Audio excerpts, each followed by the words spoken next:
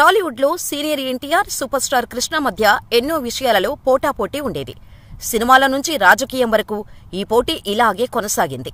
Cinema రంగంలో పెద్ద star హీరోలుగా ఉన్న వీరి మధ్య పెద్ద ప్రచ్ఛన్న యుద్ధమే నడిచింది కూడా. అందుకే తెలిసినవారు చాలామంది ఎన్టీఆర్, కృష్ణ మధ్య ఎంత స్నేహం ఉందో అన్ని వివాదాలు కూడా ఉన్నాయని అంటారు.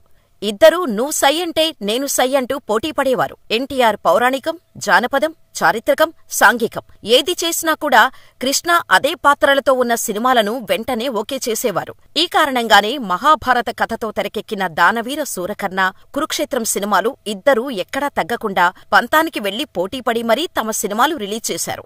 ఇలా చాలా విషయాల్లో వీరి మధ్య పంతాలు, పట్టింపులు వచ్చినా ఓ సినిమా టైటిల్ విషయంలో వీరిద్దరి పంతం మరో స్థాయికి వెళ్ళింది. ఆ సినిమా టైటిల్ నాకు కావాలంటే నాకు కావాలి అని గట్టిగా పంతం పట్టుకుని కూర్చున్నారు. ఇంతకీ ఆ సినిమా ఏంటి?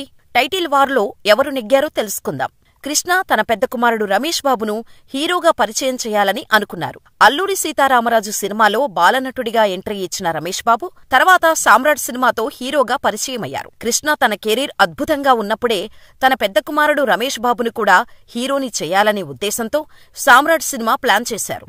అందుకు అప్పట్లో బాలీవుడ్లో హిట్ అయిన బేతాబ్ సినిమాను తెలుగులో రీమేక్ చేయాలని అనుకున్నారు. ఈ సినిమాలో హిందీలో సన్నీ డియోల్ హీరోగా నటించారు. తెలుగులో దర్శకుడిగా విక్టరీ మధుసూదన్ రావు, సోనం అనే బాలీవుడ్ హీరోయిన్ని కథానాయికగా పరిచయం చేశారు. అంతా ఓకే. బట్ ఈ సినిమా టైటిల్ విషయం మాత్రం పెద్ద కాంట్రవర్సీ అయింది. ఎందుకంటే నిర్మాత కేసీ శేఖర్ బాబు బాలకృష్ణతో సామ్రాట్ అనే టైటిల్ పెట్టి సినిమా తీస్తానని అనౌన్స్ చేశారు. ఈ సినిమాకి రాఘవేంద్రరావు దర్శకుడు. అయితే కృష్ణ సామ్రాట్ టైటిల్ తాను ముందు రిజిస్టర్ చేయించాను అని చెప్పినా నిర్మాత శేఖర్ బాబు వినలేదు. అదే టైటిల్తో సినిమా షూటింగ్ మొదలుపెట్టారు. ఎన్టీఆర్ కూడా ఎట్టి పరిస్థితుల్లోనూ సామ్రాట్ టైటిల్ బాలయ్య సినిమాకే పెట్టాలనే పంతంతో ఉన్నారు. సో ఇద్దరూ ఎక్కడా తగ్గలేదు. 2 సినిమాలు రిలీజ్కు రెడీ అయ్యాయి. 2 సినిమాలు సామ్రాట్ అనే టైటిల్తో ప్రమోషన్స్ కూడా చేశారు. దీంతో ఈ వివాదం ఎక్కడి వరకు వెళ్తుందో అని భయపడ్డ ఇండస్ట్రీ పెద్దలు కొంతమంది రెండు వైపులా సర్ది చెప్పి అంతకుముందే కృష్ణ రిజిస్ట్రేషన్ చేసుకున్నారని నచ్చచెప్పడంతో బాలయ్య సినిమాను సహస్ర సామ్రాట్గా మార్పించారు. అయితే ఇక్కడే ఉంది అసలు ట్విస్ట్.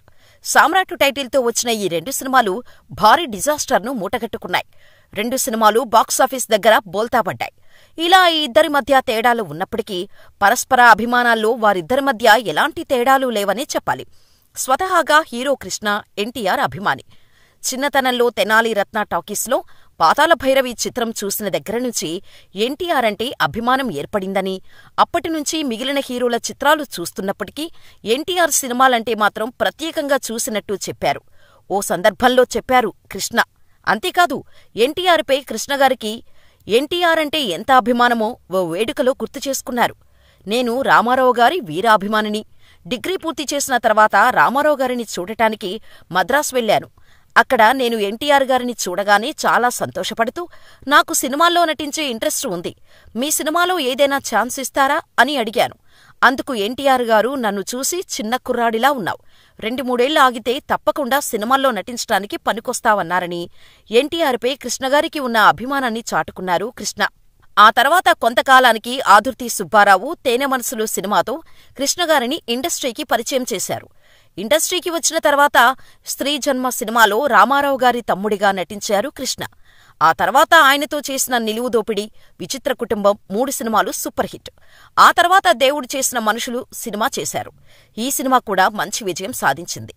ఇలా ఎన్టీఆర్ గారితో తమ్ముడిగా సినిమాలు చేసి ఎన్టీఆర్ వీరాభిమాని అయిన సూపర్ స్టార్కి ఎన్టీఆర్తో గొడవలు ఉన్నమాట నిజమేనా అంటే మాత్రం ఆ గొడవలు బయటికి వచ్చినంత పెద్దవి కాదని, చిన్న చిన్న అభిప్రాయ భేదాలు మాత్రమే అని చెప్పొచ్చు.